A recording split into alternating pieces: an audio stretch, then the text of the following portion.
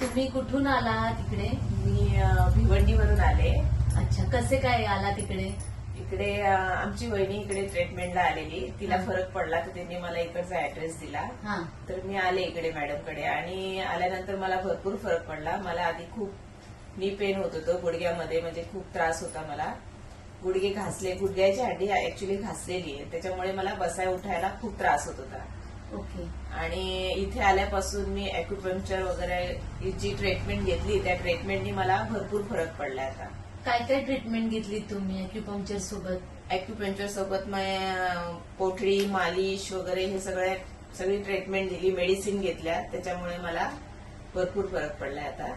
आणि आता मी म्हणजे नॉर्मल व्यवस्थित चालू शकते, जिना वगैरे चढ उतरू शकते.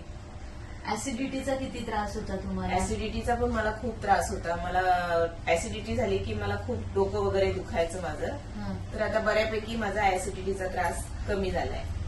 Okay, thank you.